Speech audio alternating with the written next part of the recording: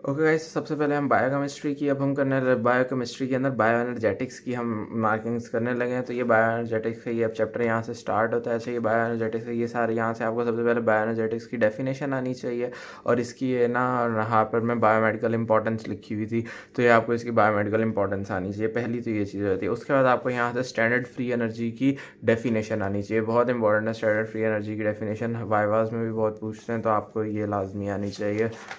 उसके बाद आपको ना बस इन सारी चीज़ों का ना कॉन्सेप्ट पढ़ना है। नेगेटिव डेल्टा जी क्या शो करता है, पॉजिटिव डेल्टा जी क्या शो करता है, ज़ीरो डेल्टा जी क्या शो करता है, ये सारी बस आपको कॉन्सेप्ट आने चाहिए। और हाँ, आपके पास कि ये नया ये जो स्टैंडर्ड फ्री एनर्जी है और जो एक्चुअल फ्री एनर्जी है, इनके दरमियान में डिफरेंस क्या होता है, आपको इसके बारे में पता हो।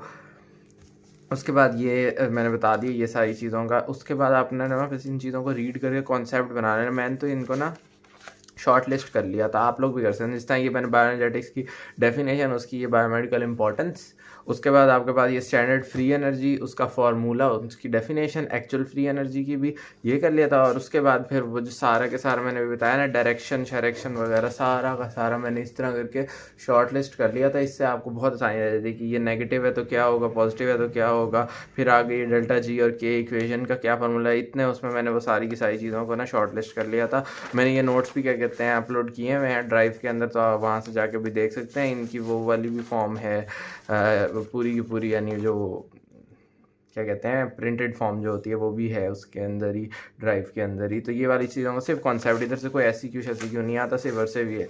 असल में आपका सवाल जो SCQ वाला चैप्टर यहाँ से स्टार्ट होता है, ATP यहाँ से, ATP का पूछते होते हैं कि आपके पास ATP के फंक्शंस क्या हैं, ठीक है। इसकी ये एनर्जी वाला आपसे पूछ लेते होते हैं, ये एडिनाइलेट काइनेज वाली बात पूछ लेते होते हैं, और इसका ये स्ट्रक्चर और फंक्शन जो है ना वो यूनिवर्सिटी क्वेश्चन है, तो आपको ये पता हो। उसके बाद इलेक्ट्रॉन ट्रांसपोर्ट चेन, ये बहुत इंपॉर्टेंट है। इस इलेक्ट्रॉन ट्रांसपोर्ट चेन का आपने लेक्चर जो देखना है ना वो आपने देखना है निंजा नर्ड का, ठीक है। निंजा नर्ड ने इसको बहुत अच्छे से कराया हुआ है, तो आपने इसका निंजा नर्ड का लेक्चर लाजमी देखना है। उसके बाद आप ये करेंगे तो आपको, वैसे कैप्लान का भी अच्छा है, अगर आप दोनों में से जौन सा देखना चाहें तो वो आप देख सकते हैं। और ये निंजा नर्ड वाला जो मैंने लेक्चर लिया था, तो मैंने उसको इस तरह करके नोट भी कर लिया था, ठीक है। और उसको ये निंजा नर्ड ने बस इसी तरह करके समझाया था। उसके बाद आगे ये मैंने फिर किताब से आपको ऑक्सीडेटिव फॉस्फोराइलेशन की डेफिनेशन वहाँ लिखी होगी, वो भी मैं बता दूंगा, तो वो आनी चाहिए। फिर ये ना आपके पास ना आपको हर रिएक्शन के अंदर जो जो चीज़ें, जो जो मैकेनिज्म्स हो रहे हैं ना, कि इलेक्ट्रॉन्स किस तरह ट्रांसफ़र हो रहे हैं, वो आपको पता हो। तो ये थ्योरी में ना ये सारी बातें इस तरह करके लिखी हुई हैं, तो मैंने उसको इस तरह करके शॉर्ट लिस्ट कर लिया था, तो यहाँ से देख लीजिएगा। अच्छा, एक और सवाल जो यूनिवर्सिटी क्वेश्चन है कि इसमें जो कॉम्प्लेक्सेस होते हैं ना, इनके नाम आपको आने चाहिए। तो ये 4 जो कॉम्प्लेक्सेस हैं उनके नाम, और इनके दूसरे दूसरे नाम जो है ना ये हार्पर में लिखे हुए हैं, तो ये दूसरे दूसरे नाम भी आपको आने चाहिए। उसके बाद आपके पास ना ये जो सारे कॉम्प्लेक्सेस हैं, इनकी जो साइट स्पेसिफिक इनहिबिटर्स हैं ना, ये साइट स्पेसिफिक इनहिबिटर्स जो है ये यूनिवर्सिटी क्वेश्चन है और बहुत इंपॉर्टेंट है।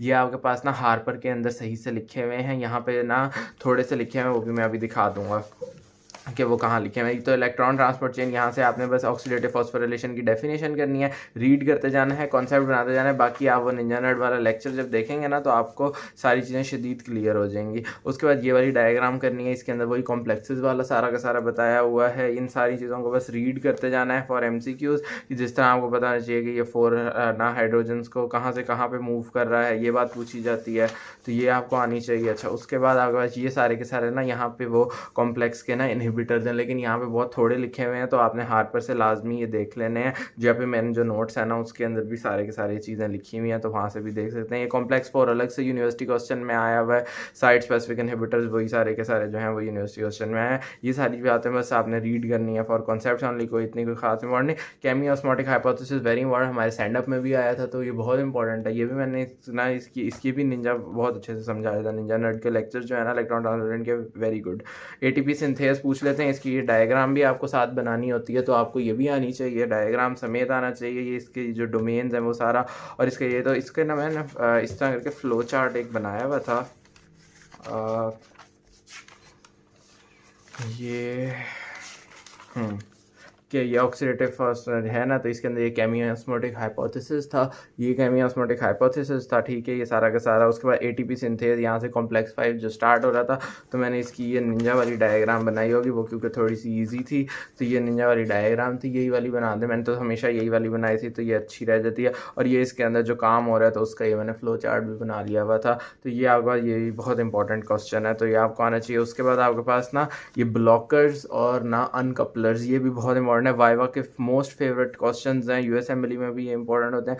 तो आपको ये अनकपलर्स आने चाहिए सारे सारे। 2,4 डाइनाइट्रोफिनोल का क्या रोल होता है वो आना चाहिए। ओलिगोमाइसिन का रोल ये किताब में भी सारा लिखा हुआ है, तो ये आप वहाँ से भी कर सकते हैं, ठीक है। मैंने भी किताब से ही सारा का सारा यहाँ से किया हुआ है। कहाँ है ये, यहाँ से क्या कहते हैं, ओलिगोमाइसिन हो गया, अनकपलिंग प्रोटीन्स हो गए, ये इंपॉर्टेंट है। उसके बाद सिंथेटिक अनकपलर्स, ये इंपॉर्टेंट है, ठीक है। तो यहाँ तक आपके पास ये सारी चीज़ हो गई।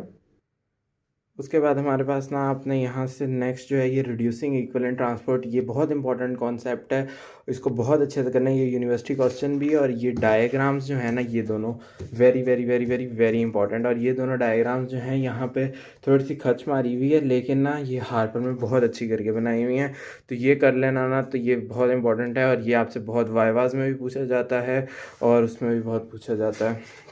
अच्छा, अब मैंने ना हार्पर से जो जो चीज़ें इसके अंदर की थी ना बायो एनर्जेटिक्स के अंदर, तो वो क्या क्या चीज़ें की थी हार्पर के अंदर ना, इन सारे ये जो है ना ये हाई, एक सवाल आता है कि ना जिनके अंदर हाई एनर्जी कंटेनिंग फॉस्फेट्स होते हैं ना वो सारे बताएं। तो ये सारे के सारे वो हैं, उनकी एनर्जीज़ के साथ ये सारा का सारा आपने करना है, ये बहुत इंपॉर्टेंट है, एमसीक्यूज़ वगैरह में पूछते हैं। उसके अलावा आपके पास ना उन्होंने यहाँ पे ना ये एक साइकिल सा भी बनाया हुआ है, तो ये हार्पर के अंदर ये वाली हार्पर की डायग्राम्स हैं ये दोनों, तो आपने ये दोनों डायग्राम्स हार्पर की करनी है, चैप्टर 11 के अंदर है। उसके बाद चैप्टर 12 के अंदर ना उन्होंने ये ऑक्सीडो रिडक्टेजेस के बारे में बताया हुआ है, ऑक्सीडेजेस, डिहाइड्रोजनेजेस, हाइड्रो पेरोक्सीडेजेस और ऑक्सीजनेजेस, तो ये भी आपने वहाँ से करनी है। ये चारों आपको इन सारे एंजाइम्स के फंक्शंस, इनकी एग्जाम्पल्स और इनके अंदर जो जो मेजर चीज़ें होती हैं वो पता है, ये एमसीक्यूज़ में क्योंकि पूछते होते हैं। ये चैप्टर 12 से आपने, और यहाँ पे ना एक बहुत इंपॉर्टेंट सवाल आ जाता है, ये साइटोक्रोम प्री 450 हाइड्रोक्सिलेज साइकिल, तो ये आपके पास वहीं पे आपको डायग्राम मिलेगी, डायग्राम में आपको चाहिए, यहाँ लिपिन में नहीं लिखा हुआ लेकिन ये लोग अक्सर पूछ लेते होते हैं ये चीज़ें। उसके बाद आपने इसके नेक्स्ट क्या करना है, आगे ये वही सारे के सारी चीज़ें हैं कि आपके पास ना वो सारे कॉम्प्लेक्सेस हैं, और ये माइटोकॉन्ड्रिया के अंदर आपके पास ना इनर मेम्ब्रेन में कौन से रिएक्शंस होते हैं, और माइटोकॉन्ड्रियल मैट्रिक्स में कौन से होते हैं, आउटर मेम्ब्रेन में कौन से होते हैं, तो ये आपको पता हो। उसके अलावा आपके पास ना एक और चीज़ यहाँ पे क्यू साइकिल एक बना हुआ है, ये क्यू साइकिल बहुत इंपॉर्टेंट है, बहुत पूछा जाता है, तो ये क्यू साइकिल भी आपने लाजमी करना है। उसके अलावा रेस्पिरेटरी कंट्रोल के बारे में ये बात, एक टेबल बना हुआ है उसकी स्टेट्स का, तो ये आपको टेबल पता हो ये इसका। इसके अलावा है ना यहाँ पे ना ये एट्रोक्टाइलाइसाइड था, ये लिपिन में नहीं लिखा हुआ, ये इनहिबिटर होता है, तो ये क्या काम करता है ये आपको पता हो लाजमी। और ये वो शटल्स जो ना मैंने ना बताया था हार्पर से करनी है, तो ये शटल्स भी हैं, तो ये सारा का सारा चैप्टर नंबर 13 के अंदर आपको मिलेगा हार्पर का। तो ये मेजर मेजर बातें जो मैंने बताई हैं ना हार्पर से, वो आपने करनी होंगी। अच्छा, वहाँ पे ना यहाँ पे तो 2 शटल्स हैं ना, वहाँ पे हार्पर में एक तीसरी क्रेटिन फॉस्फेट शटल है, इतनी इंपॉर्टेंट नहीं है लेकिन कर लेना ये वाली। और ये उसके अलावा ना ये मिलास सिंड्रोम एक है, ठीक है, ये मिलास सिंड्रोम जो है ये भी हार्पर के अंदर लिखा हुआ है, तो वहाँ से ये भी लाजमी देख लेना। तो यहाँ तक आपके पास जो है ये बायो एनर्जेटिक्स की कंप्लीट गाइडलाइंस हो जाती हैं। Thank you.